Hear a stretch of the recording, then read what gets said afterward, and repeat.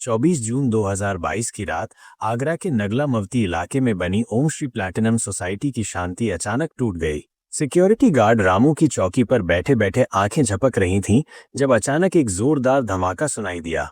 चौथी मंजिल से कुछ भारी भरकम चीज नीचे गिरी थी और साथ ही कांच टूटने की तेज आवाज ने रात के सन्नाटे को चीर दिया।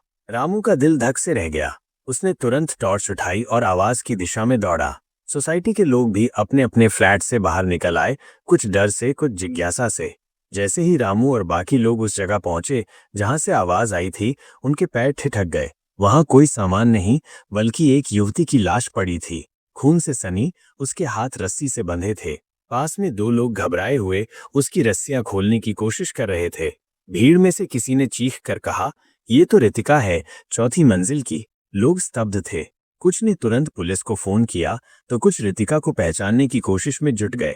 रितिका सिंह 21 साल की खूबसूरत लड़की, गाजियाबाद की रहने वाली थी। उसके पिता सुरेंद्र सूरी एक जूता फैक्ट्री में काम करते थे और मां मंजू सिंह घर संभालती थीं। रितिका का एक छोटा भाई भी था।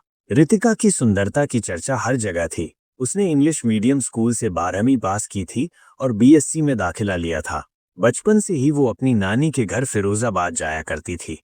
वहां के पड़ोस में रहने वाला आकाश गौतम उसकी खूबसूरती पर फिदा था। जैसे जैसे दोनों बड़े हुए, आकाश का प्यार जुनून में बदल गया। साल 2014 में जब रितिका अपनी नानी के घर आई, आकाश ने उसे प्रपोज किया।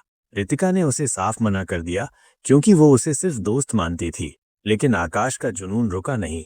वो उसका पीछा करने लगा, हर जगह उसका साया बनकर। रितिका ने कई बार उसे मना किया, लेकिन आकाश नहीं माना। एक दिन जब रितिका घर पर अकेली थी, आकाश ने उसे किडनैप कर लिया। वो उसे एक सुनसान जगह ले गया। रितिका के परिवार ने पुलिस में शिकायत की, लेकिन 7 दिन बाद रितिका अचानक घर लौट आई। उसकी बातों ने सबको हैरान कर दिया। उसने कहा कि उसे आकाश से प्यार हो गया है और वो उससे शादी करना चाहती है। आकाश ने रितिका को बताया था कि उसने रेलवे का एग्जाम पास कर लिया है और उसे जल्द नौकरी मिलने वाली है। 7 दिन तक आकाश ने रितिका के साथ कोई गलत हरकत नहीं की थी, जिससे रितिका को उस पर भरोसा हो गया। उसने सोचा कि आकाश का प्यार सच्चा है। पुलिस ने आकाश को गिरफ्तार किया, लेकिन रितिका के बयान के बाद उसे छोड़ना पड़ा। रितिका ने अपने माता पिता से आकाश से शादी की जिद की। परिवार ने बहुत समझाया कि आकाश ठीक लड़का नहीं है, लेकिन रितिका नहीं मानी। आखिरकार 2014 में रितिका और आकाश की शादी हो गई। शादी के बाद दोनों गाजियाबाद में रहने लगे। रितिका एक प्राइवेट स्कूल में टीचर बन गई थी, जबकि आकाश ने दावा किया कि वो रेलवे में क्लर्क है। लेकिन जल्द ही रितिका को सच पता चला। आकाश बेरोजगार था। उसने रितिका को झूठ बोला था। वो दिन रात लैपटॉप पर काम करता दिखता, लेकिन असल में वो चाय की दुकान पर बैठकर समय बिताता था। जब उसके पैसे खत्म होने लगे, उसने रितिका से पैसे मांगने शुरू कर दिए। बात बात पर उसे मारने पीटने लगा। एक बार तो उसने रितिका को स्कूल से बाल पकड़कर घसीटते हुए घर लाया। रितिका ने डिवोर्स की बात की, लेकिन आकाश और हिंसक हो गया। एक दिन आकाश ने अपने भाई और जीजा के साथ मिलकर रितिका को जिंदा जलाने की कोशिश की। रितिका की मां ने सही समय पर उसे बचा लिया, लेकिन इस हमले में रितिका का एक पैर बुरी तरह जल गया। इसके बाद रितिका ने जगह जगह छिपना शुरू किया ताकि आकाश उसे न ढूंढ पाए। फिरोजाबाद में वो अपने स्कूल के मालिक विपुल अग्रवाल के पास रहने लगी।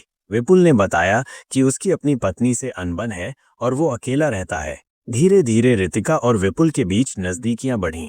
2016 में रितिका और विपुल फिरोजाबाद छोड़कर आगरा की ओम श्री प्लैटिनम सोसाइटी में शिफ्ट हो गए। वहां उन्होंने एक फ्लैट किराए पर लिया। रितिका ने अपनी टीचर की नौकरी छोड़ दी थी। सोसाइटी की सिक्योरिटी टाइट थी और उन्होंने गार्ड को सख्त हिदायत दी थी कि बिना उनकी इजाजत कोई फ्लैट में न आए। दोनों लिव इन में रहने लगे। रितिका को लगता था कि अब वो आकाश से सुरक्षित है, लेकिन रितिका की जिंदगी फिर से उलट-पुलट हो गई। उसका इंस्टाग्राम अकाउंट वायरल होने लगा। लाखों फॉलोअर्स और स्पॉन्सरशिप्स ने उसे मशहूर कर दिया। लेकिन इस चमक दमक ने आकाश का ध्यान फिर से उसकी ओर खींच लिया। उसने रितिका को ढूंढ निकाला। रितिका ने पुलिस में शिकायत की कि आकाश और उसके साथी उसे धमकी दे रहे हैं, लेकिन सबूतों के अभाव में कोई कार्रवाई नहीं हुई। 20 जून 2022 को आकाश अपने दोस्त अनिल धर के साथ सोसाइटी की रेकी करने आया। उसने गार्ड को झूठ बोला कि वो फ्लैट खरीदना चाहता है। उसने रितिका के फ्लैट की बालकनी देखी और एक खतरनाक योजना बनाई। 24 जून की सुबह 10:30 बजे आकाश अपनी मुंह बोली बहनों काजल और कुसुम और दोस्तों चेतन और अनवर के साथ सोसाइटी में पहुंचा। उसने गार्ड को बताया कि वो फ्लैट नंबर 601 में जा रहा है। गार्ड को शक नहीं हुआ क्योंकि वे एक परिवार जैसे लग रहे थे। रितिका ने काजल और कुसुम को देखकर दरवाजा खोला, लेकिन पांचों अंदर घुस गए।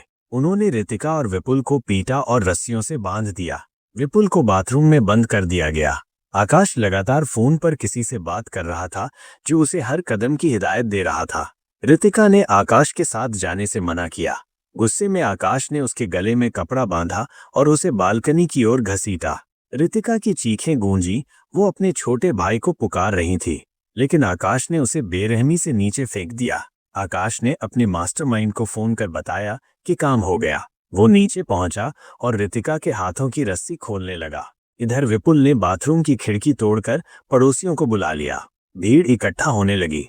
गार्ड ने गेट बंद कर दिया, जिससे आकाश, काजल और कुसुम पकड़े गए, लेकिन चेतन और अनवर भाग निकले। पुलिस की जांच में एक चौंकाने वाला खुलासा हुआ। आकाश की बाइक अनिल धर की मां आशा के नाम पर थी। कॉल डिटेल से पता चला कि मास्टरमाइंड कोई और नहीं बल्कि अनिल की बहन और विपुल की पत्नी डॉक्टर दीपाली थी। दीपाली को विपुल और रितिका के अफेयर का पता था। उसने आकाश को रितिका का कत्ल करने के लिए 5 लाख रुपए दिए थे। दीपाली ने पूरी साजिश फोन से रची थी। रितिका के माता पिता ने दीपाली के खिलाफ शिकायत की, लेकिन पुलिस ने शुरू में कार्रवाई नहीं की। दीपाली के रिश्तेदारों ने रितिका के परिवार को धमकाया, लेकिन मीडिया के दबाव के बाद दीपाली और उसके साथी गिरफ्तार हुए। मामला कोर्ट में चल रहा है और रितिका के परिवार को अब भी इंसाफ का इंतजार है। ये कहानी एक खूबसूरत लड़की की जिंदगी की त्रासदी है, जो प्यार के नाम पर धोखे और हिंसा का शिकार हुई। ये हमें सिखाती है कि प्यार और भरोसे में सावधानी बरतनी कितनी जरूरी है।